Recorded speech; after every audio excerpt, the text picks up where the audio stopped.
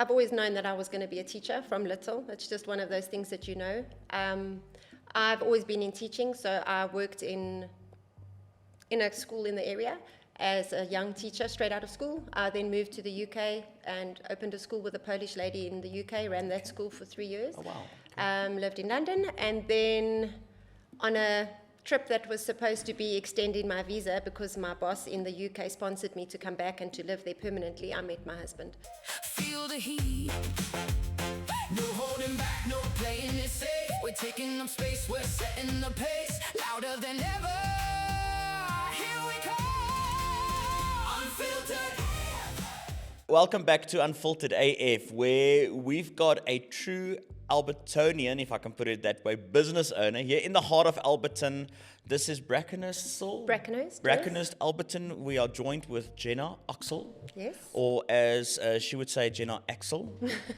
You decide, you choose which one to use. Jenna, welcome on Unfiltered. Thank you. At Nice last. to be here, at last. At last. Our diaries aligned eventually. At last. So we've been trying for a while to get Jenna onto Unfiltered, and I just want to say thank you as well. Unfiltered has grown out of one of your facilities here, the Synergy Centre in Brackenhurst, and we have given recognition to the facility before, and every now and then we also post about that. So thank you as well for opening Synergy Centre for Unfiltered pleasure. to be filmed and recorded and be part of what the rest of the world is experiencing as well. So It's exactly what we wanted this place to be, was to be a multi-purpose room for this type of thing. So that's awesome. fantastic. As you host different events, I know there was a big Mother's Day event a couple of weeks ago here. You're hosting tutoring classes. Yeah, Synergy Centre is pretty much a one-stop shop for lots of different disciplines, if you want to call it that. It's for kids, for adults, parties, baby showers, this type of thing. Okay, fantastic. Anything, yeah, multi-purpose. And you've got your creative cafe. Yes, Cafe the at Creative. Cafe Creative is here as well. So I know Creative Cafe is something else. Yes, that's, if they are still running, that's more like a clay where you create pottery and stuff. That was the original Creative Cafe. Okay. Well, there's another business in Alberton also. Any case, but it's quite a popular name. So it's Cafe at Creative as Yes. well. So Yeah, primarily because it's the last stop of the school's journey. So Creative Academy is the creative part, and then the cafe is just a name with it that followed on with Creative Academy. Well, where you serve amazing dishes. I know the team loves the frozen yogurt. Yes, So yes, we yes. can never. Once we're packed up, it's always frozen Yeah, yogurt time. It's addictive. That stuff's terrible. Slightly, right? So, but Jenna, it didn't start with Synergy. It didn't start with Cafe at Creative. It started with Creative Academy. Yes. That's And how many years has this been now going for? So we turned 11 this year. Congrats. So our first campus was born in the year of 2015. Yeah, the February we opened the first school, and subsequently we have just opened 4 schools since then. So it was a joke in our house. It was either a school or a baby. So it was 1 year a school, 1 year a baby, and yeah. So we are now on 4 schools, and Sure. yeah, and 4 babies. Oh my word! Okay, well, it sounds like the one can't do with the other, No, right? exactly. So- I collect schools and I collect children. But you can't do all of this by yourself. I'm sure you've got a very capable team that you raised over the last couple of years and so forth. So what did that look like? So originally it started off with just me and 2 other staff members. We started with 12 children. 2 of them were my own, so 10 technically. And that was in the February of 2015. And then by the end of that year, we were on 90 children. Sure. Yeah, In 1 so year? In 1 year, yeah, significant growth in that first, far greater than we ever anticipated. And then obviously, right in the beginning, I was doing everything, the cooking, the cleaning, the washing, the teaching, everything. Because That's how every business starts, right? Absolutely, yeah. There was no money to pay salaries for yourself, so you paid the staff that you had. So then obviously the staff grew from there. And by the end of that first year, we realized that we had already bottlenecked for the following year because our waiting list was full then for the following year. Okay. So in our first year, we started off on 130 kids, which was our capacity. So it was incredibly blessed at the journey, and it has always been. And then we realized, obviously, we had the older children that we needed to cater for. So we opened the School of Excellence. Very lucky to have my dad as my builder, as my contractor. So that was awesome. So I phoned him and I said, Dad, we have a problem. I need to have another school. And then we started looking for properties, and we opened the second campus, which is just, it's our school readiness campus. So it's the children that are 4 and 5 and grade R, 5 and 6. And with us opening Creative Academy, our vision was always about changing the face of preschool. So making people understand that the foundation starts with preschool. If you don't have a good preschool, giving the children all the layers that they need, by the time they get to primary school, they start falling apart. So we worked very closely with the local occupational therapists, speech therapists, and they were referring quite a lot of children who had different learning styles, different needs. And when we opened our second campus, we opened a specialized high support class for children that needed extra. So some children had Asperger's, some children had processing disorders, speech delays. So we had a specific class for children that were preschool children that needed that extra support. And from there, we filled up that campus. And then the school, the original one, we had a waiting list of 43 children waiting for space. So then we opened the school next door. Okay. And that campus is a replica of the first one. Okay. So that's babies to 3 to 4. And then from there, obviously, when our grade R children had to find schools to go to, the parents didn't want to leave. So we were then kind of pushed into a corner and we had to open our primary school. So yeah, the primary school is currently 18 children away from capacity. And yeah, that's it. And secondary, is that an option? Absolutely not. Okay. No. Are you no, done? Done. No, we won't do high school. I think there's a lot of good high schools in the area that do what they do well. We're happy to stick to what we do well. Preschool and primary school is, I think, where we foundational. Focus. Foundational. Yeah. Okay. So in terms of your primary school, what curriculum are you following? We follow the CAPS curriculum. Okay. We just have a different approach to learning. So for us, it's more about reaching the child. Children these days, children have evolved since we were kids. Parenting styles are very different. There's a lot of, I want to say, lack of parenting because parents are so busy. Yeah. They've got lifestyles to keep up. They've got to, some are single parents, some single dads, some single moms. So time is an issue. So our classrooms are smaller, so we've only got 16 children in a class, and we give the kids a lot of support. So we try and close gaps where there are gaps so that they don't have to repeat grades, they don't have to, fall back behind or anything like that. So yeah, it is CAPS. It is a registered CAPS school. We are a mainstream school. We often get confused with a remedial type school because we have so much intervention in our schools. But we just find most children these days are needing some sort of support because, kids these days don't play as much as they used to. They don't have big gardens. People are living in complexes, not riding bikes, climbing trees. They're all behind screens. So yeah, it's a very different child that we're dealing with now. Yeah. Okay. So we adapt to that. Okay, so you say mainstream. So it's not a homeschool-based system. Not at all. It's a fully registered school. Absolutely. Okay, yeah, fantastic. Department registered independent school. Okay, yes. Amazing. Yeah. Well done. Yeah, well a lot of work to get that done, but I can imagine. It's done, and yeah, we're very grateful. So tell me, Jenna, to start this, what was your inspiration to start Creative Academy? I think I've always known that I was going to be a teacher from little. It's just one of those things that you know. I've always been in teaching, so I worked in a school in the area as a young teacher straight out of school. I then moved to the UK and opened a school with a Polish lady in the UK, ran that school for 3 years. Oh, wow. Okay. Lived in London, and then on a trip that was supposed to be extending my visa because my boss in the UK sponsored me to come back and to live there permanently, I met my husband. So he kind of wrecked that plan. And then the following April, I moved back, and then I got a job through my previous company, and I worked there for 8 years, and that was in the north. So having young kids and having to travel from here to the north was quite a mission. But I just wanted something closer to home. I wanted to be able to be there for my kids. And preschools in the south were just not, in my opinion, what they could have been. So the idea was to change the face of preschool and create something special for all the kids. Yeah. Okay. And looking back at 2015 to 2026, 11 years later, how old were you when you started in 2015? 31, I think. Turning 32, yeah. Okay. It's a bit of a blur, to be honest. The last 11 years has just gone by in a flash. You can't believe how much has changed and how much has happened. And we've never really stood back and looked at it. You know, you're always in it. So you're running from the one thing to the next and the next crisis and the next thing to fix. And so you don't really actually reflect on how much you've grown until you stand on the corner one day and you're like, okay, I own all of this.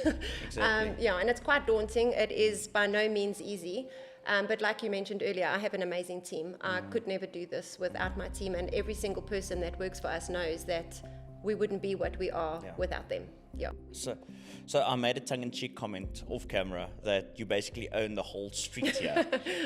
But that's part of your strategy. You have been acquiring properties, Yes.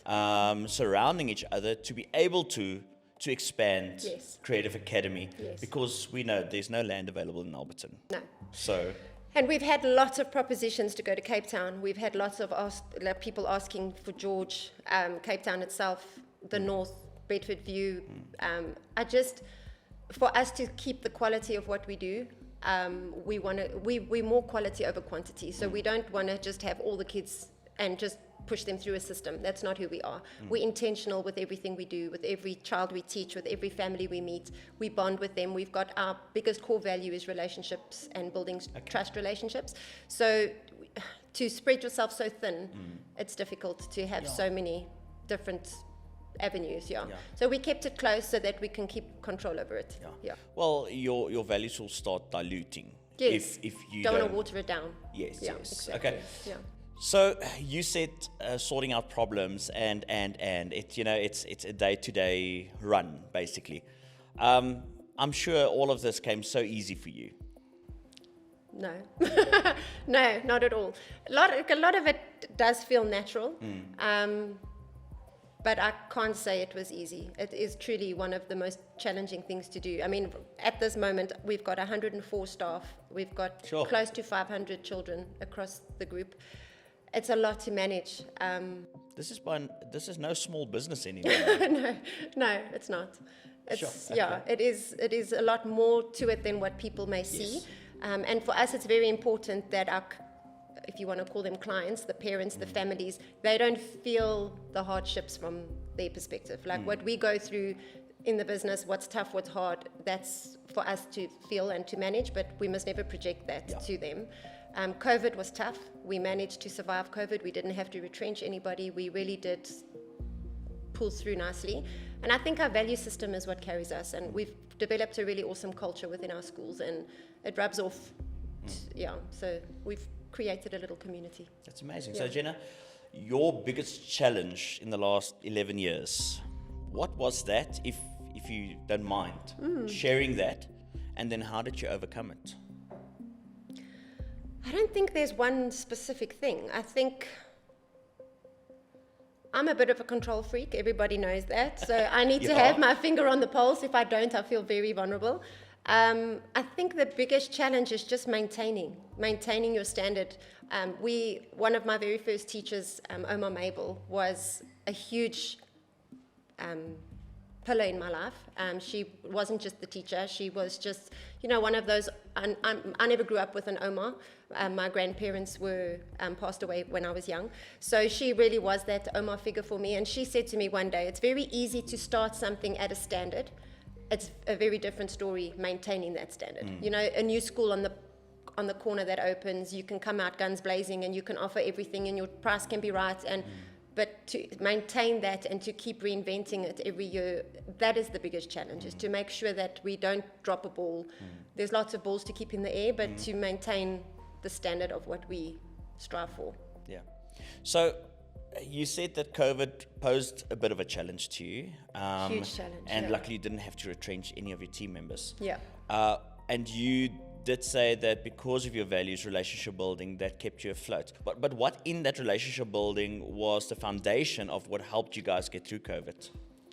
So I think Creative Academy is not just a school. We like I said, we're a family, and I think we very much consider our families not just numbers. The children are not just numbers or bums on seats, as they tend to use the phrase loosely in schools. We really do care about our families. So I think the difference is that when parents came to us and said, "Listen, I can't pay you," I didn't hold them to it. You've got to put yourself into their shoes and act with empathy and understand that everybody was going through a crisis at the time. And by doing that and by leading with empathy and really understanding everybody for the position that they were in, it made people feel heard, it made people feel understood, and not just like you have to just pay, you have to, like the expectations of other schools were that it doesn't matter, we have a business to run, you have to do what you have to do. So I think treating people for who they are and understanding, getting to know their families was important, and they then all came back. So it was just that patch in the beginning of COVID where it was rough. Preschools were closed from when the April break, it was the Easter break. They only opened again in August. It's a long time. So we were closed for very long. We also had to reinvent ourselves. We had to do the online teaching, but we also didn't do an online platform like virtual like this. We did activity boxes, so our staff came in. That was also ways for us to keep our staff. We worked behind the scenes. So yeah, I think understanding the family and treating them like the humans that they are before, for us, we also say, like, we people before we teachers, we people before we own all of this. We've all got feelings, we've all got stuff to get through, and I think by treating the parents that way, it helped, because then they came back to us at the end. We lost 82 children in the COVID 4 months that we were closed, and by the end of that year in August, we regained all of them again. So, do you think your ability for adaptability was crucial as well? Definitely. It was very scary. We had no point of reference. We didn't know whether we were doing the right thing. Yeah. I think the biggest challenge was also not running on that panic trend. Everybody panicked about anything, and you have to kind of keep a level head and just think about things before you actually just jump to a conclusion. So yeah, it was a lot of back and forth, sleepless nights, consulting with teams, like getting all the information that we could, but we worked with what we had. And I think the biggest thing is transparency for us. As a school, we are very transparent. In every decision we make, in everything we tell the parents how we're doing it. It makes them feel safer knowing what's going on. So the transparency of how we were dealing with COVID also just helped, because everybody felt like they knew what was going on. Yeah. Okay, fantastic. So if we move back to 2026, where we are currently, what's the normal day in Jenna's life? What does that look like? How long is a piece of string? Okay, so I have a PA who has a little folder in my laptop bag, and it says a day in the life of the Axsels. So anything that is personally going on in there, she shoves in my bag, because like I said, we've got 4 children, myself and my husband, 2 in high school, 2 in primary school. So that in itself is a huge juggle. A day in the life here at school is not one day is the same. Just as you think you've just got a day that you can kind of breathe, something comes up, and yeah, the weirdest things will happen. So it's just very busy all the time. You've got to be available all the time. You have to actually shadow one day to see what it's like. It's manic on most days. I think we need organized chaos, I suppose. Yeah. So we're actually working on now to mention that we are working on a very interesting insert with one of our previous guests, where we are going to spend the day in the life of. Okay. So it is an insert we are working on. So I would actually love for us to do something like that, and film that, because it's easy to say something here on this platform. Yes. And then our viewers are like, okay, it sounds good, but show us. Yeah. Show us that this is what you do, this is what you've got. Because it's easy to say, I stay motivated despite challenges, I've built this business, but show us. Yeah. I think people would run if they really saw what goes on here. It is, we're very good at making it look like everything is calm and under control. It's not. Like a duck in water. Yes, exactly. But isn't that the role of any business owner, CEO, director? Isn't that what leaders should be doing? That's what I believe, yes. I find it difficult to relate to companies that have the director or the CEO, but they're sitting somewhere else and the employees are running the company. I find that hard to understand because I've struggled a lot over the years with guilt that all the staff that I have work hard for my dream, and I feel bad.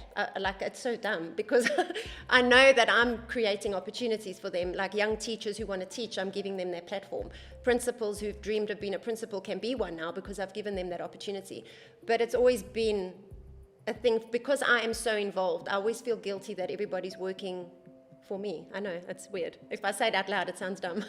But it is. I do believe that leaders need to be in it as much as their staff do, because if you're not leading by example, what are they going to follow? Exactly. But if we go back 11 years, when you started Creative Academy, you rightly said, you taught, you cleaned, you cooked, all of it. You did all of that. You did maintenance most probably.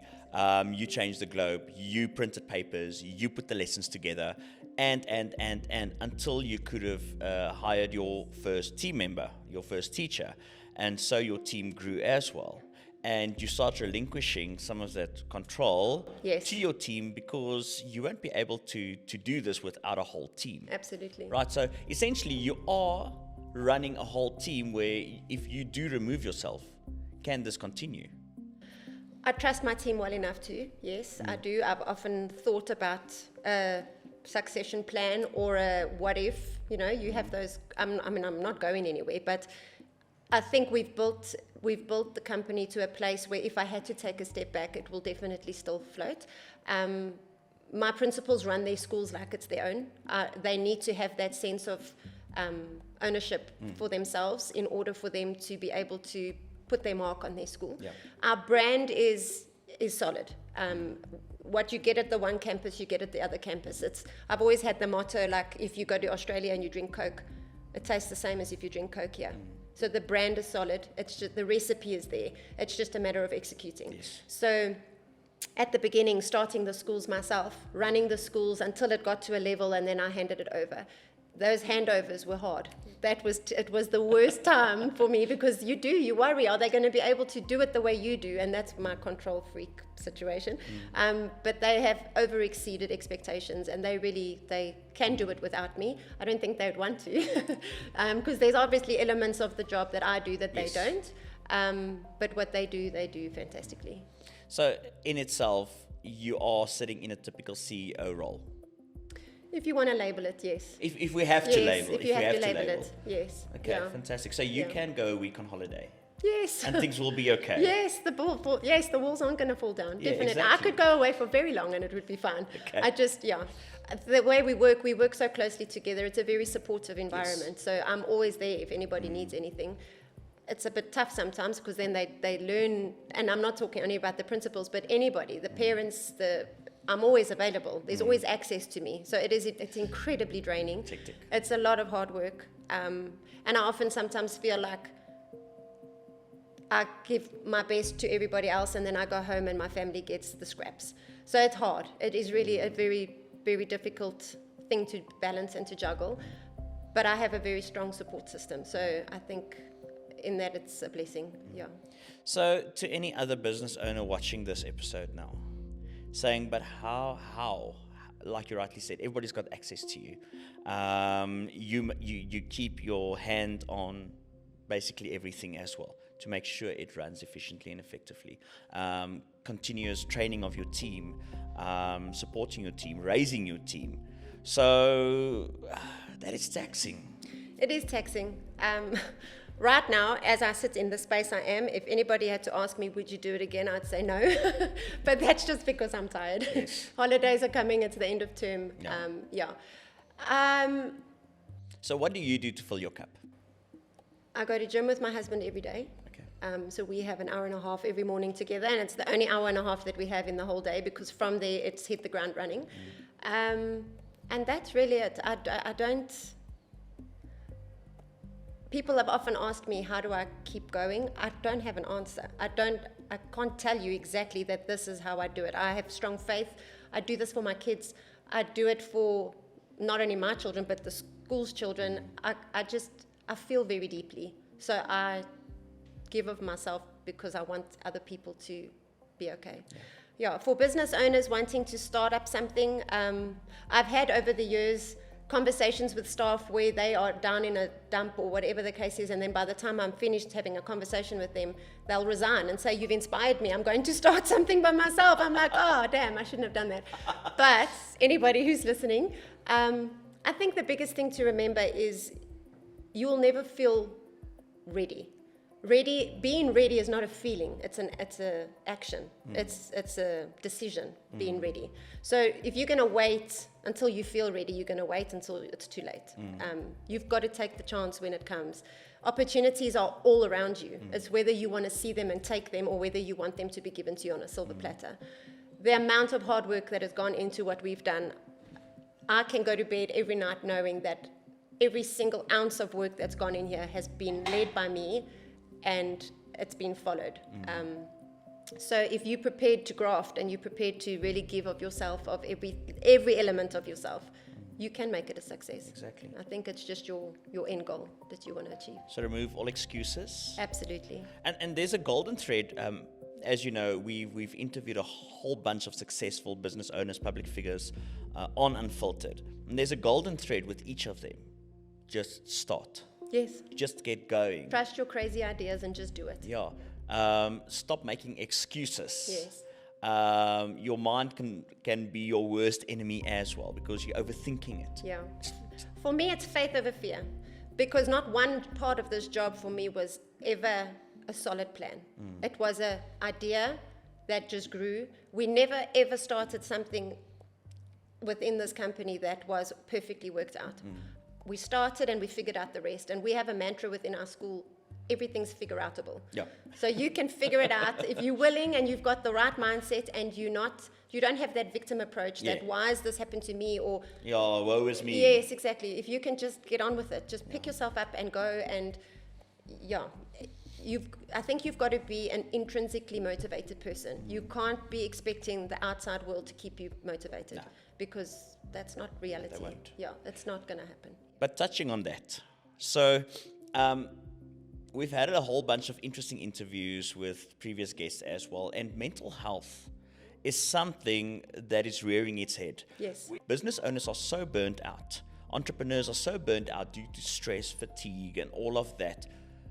But still, they try and keep going, and some of them struggle with that. There's a lot of rejection in business. From team members, from staff, team members, same thing, suppliers, clients, and how do you deal with the mental stress load that running a business, that running this puts on you? Gosh, it's a very difficult question to answer, because it's not one. There's waves. It comes in batches. Some times of the year is far worse than others. I think something that I've learned over the years is understanding that asking for help is not a weakness, it's a strength. And if you can humble yourself to reach out and say, guys, I'm not coping, I need help. Yes, I am the top of the ranks in our system, if you want to call it that, but it doesn't mean that I have to struggle by myself. I have got a team that I can rely on. I have got lots of people that can support, and it's not necessarily family or your colleagues at work. It depends on your approach to receiving help. If you are not going to ask for help or put yourself out there, you're going to struggle on your own, and then you're going to sink yourself. So you have to ask yourself, what's the point? I think mental health is a huge thing. Teachers burn out. The expectations of parents, for teachers particularly in the world that we live in now, it's unrealistic. Parents are expecting religious classes at school, they're expecting manners, literally they're paying you, and now you must raise their child. We luckily have very involved parents in our schools, so we don't necessarily have too much of that, but teachers have burnout particularly. So for us as the management team to keep them motivated, it's taxing on us. You're always looking after somebody. You've got to find a way of reaching out for help and not seeing it as a weakness. It's definitely a strength. Do you ever go home on a day and say, why did I do this? So the very first day we opened the school, in 2015. I had to go fetch my daughter from school halfway through the day. And I will never forget, I was driving up Jackson Street and I phoned my husband and I said to them, what have I done? Why did we do this? Because it was so overwhelming, and there are many days that's overwhelming. And I do ask myself that question. And then my answer is always, because the children in Alberton are benefiting from us. And if we can touch those people's lives, then we've already succeeded. So yes, I do a lot. But there's a strong why as well. There's Because a strong why. we've had, if I do remember, it was Elkan Butler. He currently owns a Pick n Pay franchise, seasoned business owner, CEO of a big pharmacy group previously. And he said that people can replicate. You also rightly said that some of your team members said, no, they want to go into business of their own, and okay, bless them, let them do what they need to do, follow their dreams. But nobody can replicate your why. Yes. And your why is what keeps you motivated, Yes. keeps you Your driven. purpose. Yeah. Your purpose. Nobody can clone that. Yeah. And of late, we've had, right in the beginning when we were new in Alberton, the new kid on the block, we obviously were we had a very big Facebook presence, because Facebook those days was like Instagram's taken over now, but Facebook was the thing then. And we would post all our stuff for the parents to see. We have a lot of family that's overseas or in Cape Town, so they don't get to be part of it. And my teachers would see other schools starting to do the work that they're doing, that they've posted on Facebook, and they would come and complain and say, like, they're copying us. And then I would say to them, why is that a problem? Like, what about that is upsetting you? And then they would say, it's my work and it's my thoughts and my process. And then I said to them, okay, but we only have X amount of children in our school. And if the work that you're doing with your children is reaching 40 other children, our purpose is reaching far further than what we can manage within our school. So you should see it as you leading other teachers. So Exactly. yeah, it is easy for somebody to try and copy. We've had multiple people try, but they will never be us. And we're true to ourselves, and we stick to what we do. And your purpose at the end of the day, our purpose is not financial in any shape or form. We are an independent school. We don't have any funding from anywhere. Everything we've built and done has been through fees being paid, and obviously working very carefully and with loans and whatever. So if you are looking at your goals for the wrong reasons, you're never going to achieve them. Yeah. So people often do a quick sum. Okay, take your school fees, times it by that many children, and that's the amount of money that you're making. It's absolutely couldn't be further from the truth. But then clearly they're not business owners. Obviously. Because they don't see Yeah. the expenses, they don't see loans, mortgages, the salaries, stress, maintenance, Yeah. and to keep a standard as well. Absolutely. Yeah. Yeah, absolutely. So Jenna, as we need to, this was actually a very insightful episode. As a closing, Yeah. what word of advice can you give to an aspiring business owner or somebody currently finding themselves in that low? If somebody has started something already, don't forget why you started. Keep your thoughts on your end goal. Work towards that. If it's something that you're working towards, like I said earlier, you have to trust, you have to have faith in whatever you believe in, whether it's your religion, whether it's whatever. You've got to trust that you are going to get it right. And if you put enough effort into it and you take enough risks, people are scared to take risks. What's the worst that can go wrong? Yeah. Take the risk, see what happens, and you might surprise yourself. So, Yes. yeah, to take the step. Climb the first step, don't look at the whole staircase. Awesome. Jenna, thank you so much. Thanks for being on Unfiltered Thank you and for having sharing me. just a little bit, a tip of Yes. your story of Thank how you made Alberton a greater place. Thank you. For every family that is basically partnering with you and team member. Thank you you. for that. Thank you for having me. Thanks. Nice. So, a dream that started 11 years ago to where they are today, owning multiple schools, replicating their system with excellence. Jenna Axsel, or Axel, from Creative Academy. It was such a pleasure having you here. If you are looking to view more of these exciting and inspiring episodes of Unfiltered AF, where business owners tell their story of how they overcame COVID and certain challenges and how they've built their businesses from a couple of kids, for example, in Creative Academy's case, to hundreds, with hundreds of team members as well. then please like, share, and subscribe all our channels, YouTube, Facebook, TikTok. Until next time, thank you. Cheers. Feel the heat. No holding back, no playing it safe. We're taking up space, we're setting the pace. Louder than ever.